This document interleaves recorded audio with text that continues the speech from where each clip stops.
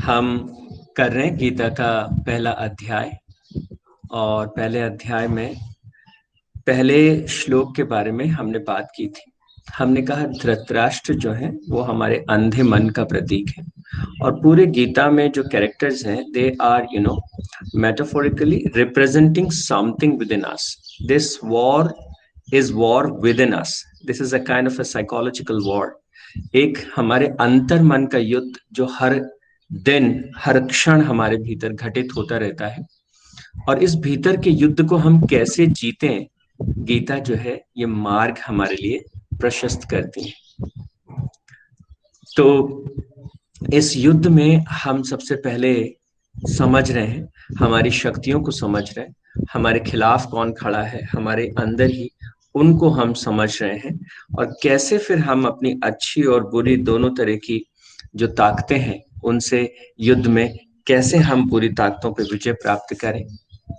तो हमने कहा धृतराष्ट्र अंधे मन का प्रतीक है और वहीं से शुरुआत होती है। अगर व्यक्ति के पास उसके मन में स्पष्टता है और क्लैरिटी है तो युद्ध नहीं होता। तो जब हमारा मन अंधा होता है, when our mind is doing what he is not supposed to do, then the all struggle of life starts. Sanjay is the representing our capacity to introspect. हमारे भीतर जो आत्म निरीक्षण की जो क्षमता है वो उसे रिप्रेजेंट करते हैं। और धृतराष्ट्र कहते हैं कि बताओ युद्ध में क्या हुआ, और संजय जो है फिर उसको डिस्क्राइब करने लगते हैं। दूसरे श्लोक में हमने देखा था कि संजय जो है वो जवाब देते हैं राजा को और कहते हैं कि दुर्योधन ने पांडवों की व्यू रचना को देख करके अपने द्रोण के पास वो लौट के गए। तो दुर्योधन जो है वो किसे रिप्रेजेंट कर रहे हैं, तो हमने थोड़ी सी बात की थी। दुर्योधन जो है वो संस्कृत के दुर मतलब कि कठिन और फिर उसमें युद्धम यह तो वो जिस इस शब्द का अगर अर्थ निकालें हम, दुर्योधन शब्द का अर्थ तो ये होता है जिससे युद्ध करना बहुत कठिन हो। दुर्योधन जो है वो हमारे भीतर की जो मटेरियल डिजायर्स हैं, जो भौतिक सुख प्राप्त करने की जो एक भीतर जो एक लालसा होती है वो उसको रिप्रेजेंट करते हैं, सांसारिक सुखों की लालसा को रिप्रेजेंट करते हैं। तो वो जाकर के और अपने गुरु द्रोण से कहते हैं कि ये व्यू रचना मेरे सामने एक विवेकशील जो शक्तियां हैं, जो हमारे भीतर की जो देवी शक्तियां, जो पॉजिटिव एनर्जीज हैं, they are now standing in front of me for a war and how to handle it. और वो अपने गुरु द्रोण के पास जाते हैं। और द्रोण जो है वो किसका प्रतिनिधित्व करते हैं, द्रोण प्रतिनिधित्व करते हैं हमारे भीतर के जो संस्कार पड़े हैं, जो हमारी आदतें हैं, वो उनको रिप्रेजेंट करते हैं। और आप देखिएगा कि जब भी हम कुछ अच्छा करना चाहते हैं तो हमारी जो बुरी आदतें हैं, जो हमारा बाहर की तरफ भागता हुआ जो मन या जो सांसारिक इच्छाएं जो हैं वो बड़ी व्याकुल हो जाती हैं कि अब ये व्यक्ति जो है ध्यान की ओर बढ़ रहा है, ये अपने जीवन में एक तरह के परिवर्तन की ओर बढ़ रहा है। तो अंदर एक हलचल होती है और उस हलचल को प्रतीक के तौर पर यहाँ रखा। तो जैसे गुरु द्रोण के पास के, तो द्रोण कौन है, द्रोण हमारे पुराने जो संस्कार पड़े हैं, जो हमारी पुरानी आदतें पड़े, वो उनका प्रतिनिधित्व करते हैं। और आप देखिएगा कि जो आदतें हैं वही, भले ही वो बुरी आदतें हो, भले ही अच्छी आदतें हो, जो द्रोण जो है वही सबको सिखाते हैं। मतलब we all are in a way being trained, or whatsoever we are doing through our sanskars or through the kind of habits we all have. तो चाहे अच्छी आदतें हैं चाहे बुरी आदतें हैं, दोनों को ही सिखाने वाला जो मूल है वो द्रोण जो है, अच्छी आदतों के भी और बुरी आदतों के, तो दोनों के गुरु जो है वो द्रोण है। और इस पूरी प्रक्रिया में जब ये सब बातें हम कर चुके थे, अब तीसरे श्लोक की तरफ हम बढ़ते हैं। और तीसरे श्लोक में क्या होता है, युधिष्ठिर कहते हैं कि द्रोण से कहते हैं कि हे गुरु, पांडु पुत्रों की इस महान सेना को आप देखिए, जो आप ही के प्रतिभाशाली शिष्य द्रुपद के पुत्र के द्वारा युद्ध में किस तरह से व्यवस्थित की गई। यहाँ पे हमें द्रुपद किनका प्रतिनिधित्व करते हैं और धृष्टद्युम्न जो है वो कौन है, उनको हमें समझना चाहिए। तो सबसे पहले द्रुपद को देखें। द्रुपद जो है वो हमारे भीतर की जो गहरी आध्यात्मिक ललक होती है हमारे भीतर, और हमारे भीतर जो एक वैराग्य का भाव। वैराग्य का भाव मतलब हम सब जो है, कई बार हमारा मन करता है जो हम करते हैं उस काम में डूब जाने की हमारे भीतर जो है एक ललक होती है। जो कर रहे हैं बस एक बार उसमें खो जाए, उसमें डूब जाए और बाकी सब छूट जाए। तो अगर वैराग्य को साधारण शब्दों में देखा जाए तो that is what vairagya is. Focusing on what you are doing and leaving everything aside. हर चीज को छोड़ दें और जो कर रहे हैं उसमें 100% खो जाए, उसमें डूब जाए, इवन अपने आप को भी भूल जाए। वो जो स्थिति है दैट इज कॉल्ड वैराग्य। और जो द्रुपद है उनके पुत्र हैं धृष्टद्युम्न। और अगर धृष्टद्युम्न को देखें तो और भी कमाल की बात है। जब व्यक्ति वैराग्य की स्थिति को प्राप्त करता है, जब उसके सामने वैराग्य मतलब जब उसका भटकाव से हट करके और हम जब फोकस कर पाते हैं, जो कर रहे हैं उसमें पूरी तरह से फोकस कर पाते हैं, तो ये एक भीतर की बहुत बड़ी ताकत हम सबके पास है। और इस ताकत का जो पुत्र है वो कौन है, वो धृष्टद्युम्न। और धृष्टद्युम्न शब्द को भी अगर थोड़ा सा हम समझें तो उसमें दृष्ट मतलब निर्भीक, मतलब साहसी, आत्मविश्वासी। और द्युम्न शब्द का अर्थ है महिमा, शक्ति, वैभव। तो अगर हम धृष्टद्युम्न शब्द को देखें तो वो किस चीज को रिप्रेजेंट करते हैं। ये ध्यान में जब हम गहराई में उतरते हैं तो ध्यान में जो हमारा बोध जो भीतर से प्रस्फुटित होता है, जो अंतर्मन में एक प्रकाश प्रकट होता है, उस प्रकाश को जो है वो दृष्टद्युम्न उसका प्रतिनिधित्व करते हैं, जिसे हम आत्मबोध कह सकते हैं। हमारे भीतर जितनी पॉजिटिव एनर्जीज हैं, जितनी पॉजिटिव शक्तियां हैं, उन पॉजिटिव शक्तियों के सेनापति जो है वो आत्मबोध या जिसे आत्म प्रकाश हम कहेंगे, वो उसका प्रतिनिधित्व करते हैं, उसका नेतृत्व करते हैं। तो ध्यान में जैसे जैसे हम उतरते जाते हैं, जैसे जैसे हम मेडिटेट करते जाते हैं, हमारे भीतर एक बोध प्रकट होने लगता है। और वो जो बोध है, वो जो भीतर का आंतरिक प्रकाश है, वो प्रकाश हमारी विवेकशील शक्तियों को क्या करता है, उनकी कैपेसिटी को, उनकी क्षमताओं को एनहांस कर देता है। जैसे ही वो भीतर का प्रकाश प्रकट होने लगता है, हमको दिखने लगता है this is right, this is wrong, this is I am suppose to do, this is not, I cannot, this is not my way of doing things। तो हमारे भीतर जैसे जैसे वो प्रकाश प्रकट होने लगता है तो हमारी शक्तियां जो है वो बढ़ने लगती है। पर जैसे कहा कि वो प्रकाश कब पैदा होने लगता है, जब हम अपने आप को पहले बाकी सब एक जगह अपने आप को केंद्रित करते हैं, ध्यान की गहरी अवस्था में हम भीतर उतरते हैं। क्योंकि अगर आप ध्यान से देखें, एक साधारण जब हम दिनचर्या में अपने जीवन को जी रहे होते हैं, so all the time, every time there are number of thoughts, those are going on again and again and again and again. Repeated thoughts are continuously coming to our head। और लगातार जो विचारों का एक गहन, जो एक एक तरह का, जिसको क्या कहना चाहिए, थॉट क्लाउड, विचारों का एक सघन जाल जो है वो हमें घेरे रखता है। और ये जो थॉट क्लाउड है, ये जो हमारे भीतर की जो प्रज्ञा है, उसको उस अनंत प्रज्ञा के साथ कनेक्ट होने में एक तरह की परत, एक तरह की बाधा उत्पन्न करता है। आपने कई बार महसूस किया होगा ना, जब कमरे के अंदर या तहखाने में होते हैं तो मोबाइल का टावर सिग्नल नहीं पकड़ता है and you are not able to communicate. ठीक उसी तरह से जब ये बहुत थिक क्लाउड, हमारे विचारों का बहुत एक सघन जाल हमारे चारों तरफ हो जाता है, तो वो विचार हमें जो है प्रकृति के साथ कनेक्ट होने में, उस परम चेतना के साथ कनेक्ट होने में परेशानी, दिक्कतें आने लगती है। हम अपने आप को अकेला पाते हैं और उस अकेलेपन की स्थिति में कहीं ना कहीं हमको जो है ना वो अंदर एक दुख होता है, तकलीफ होती है, और उस तकलीफ को हम कैसे एक्सप्रेस करते हैं, वो हम एक्सप्रेस करते हैं कोई, कैसे हमको भाव पैदा होते हैं उस तकलीफ के समय कि दूसरे लोग मुझे समझ नहीं पा रहे, दूसरे लोग मेरी बात नहीं समझ पा रहे, हम अपनों को अपनी बात कहना चाहते हैं।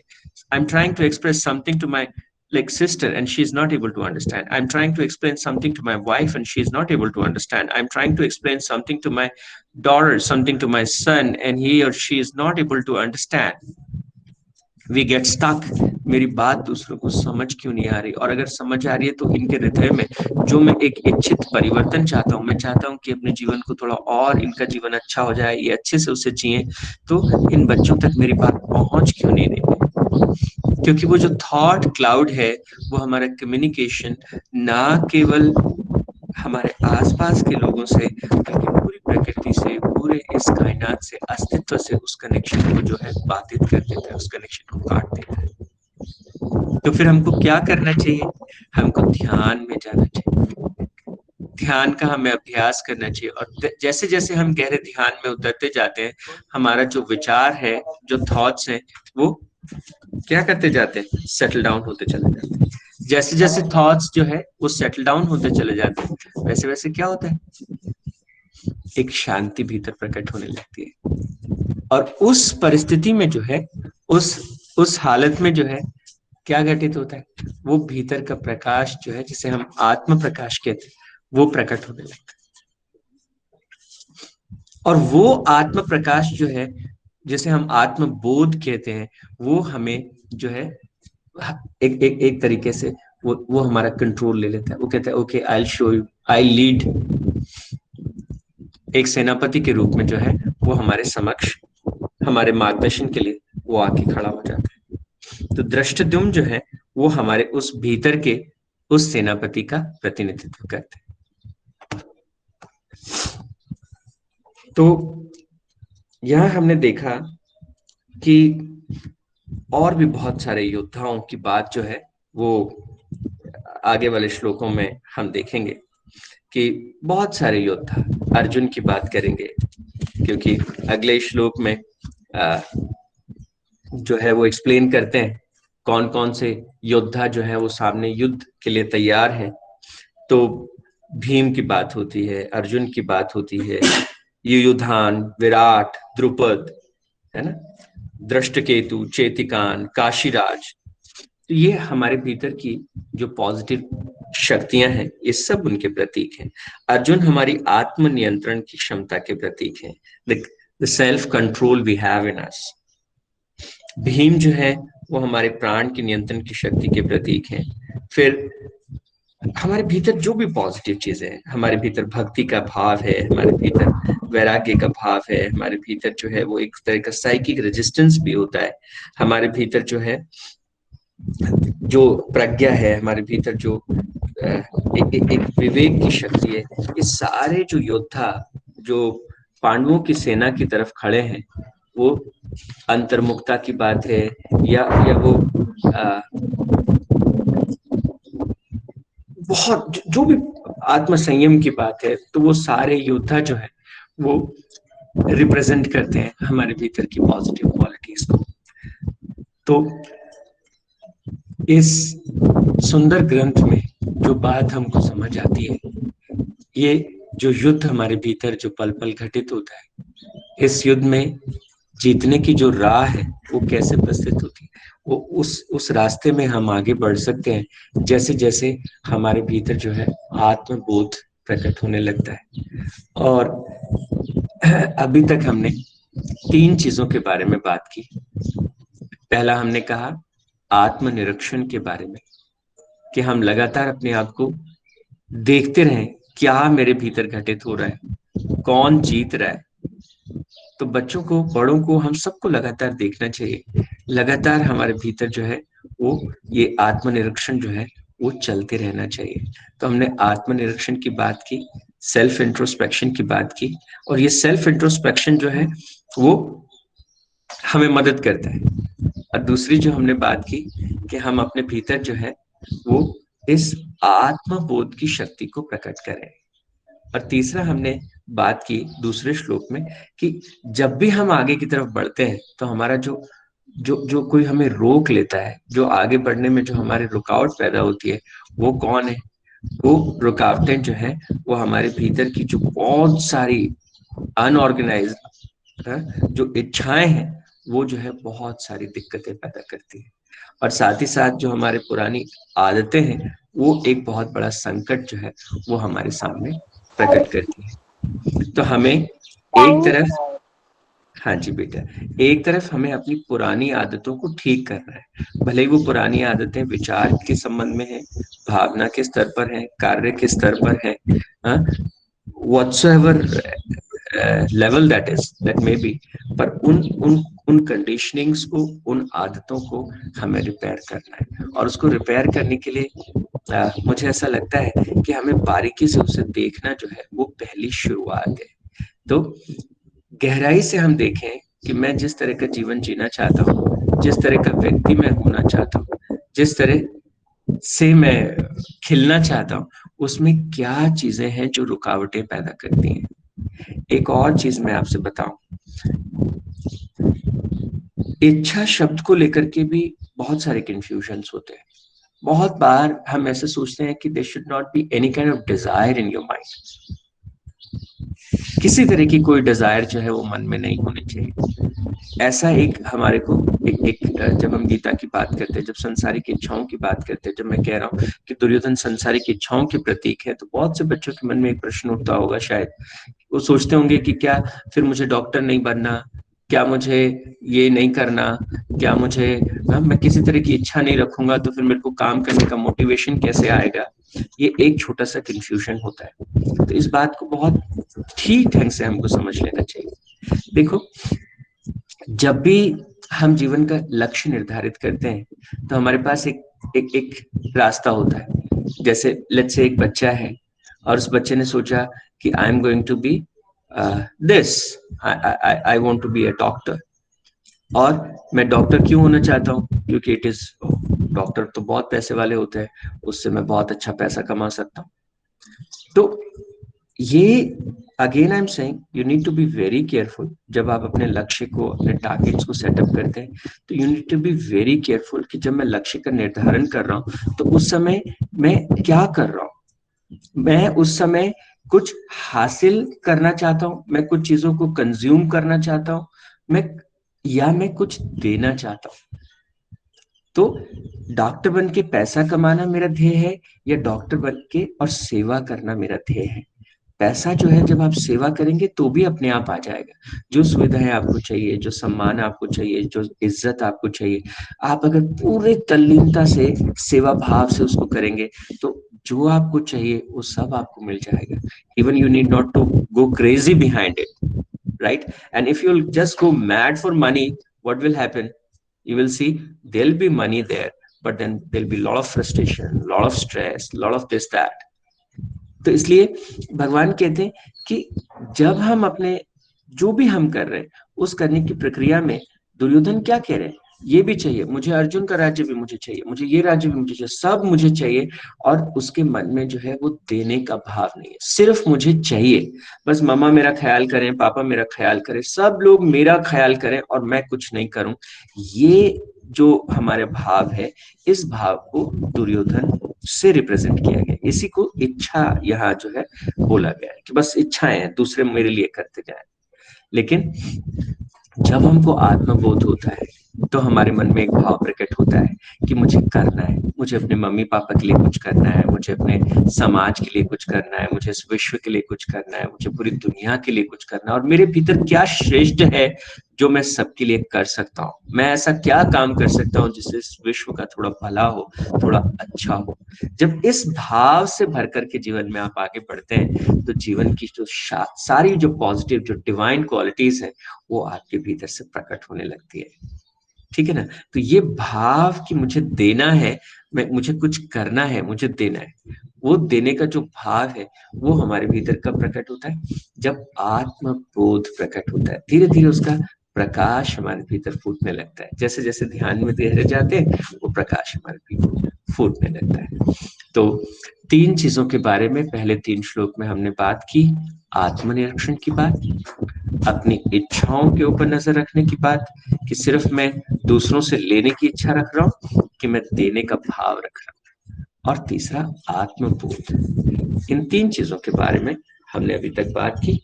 अगले श्लोक में फिर हम जो अलग अलग योद्धा हैं उनको किस किस शक्तियों से रिप्रेजेंट किया गया है उसके बारे में हम थोड़ा सा देखेंगे।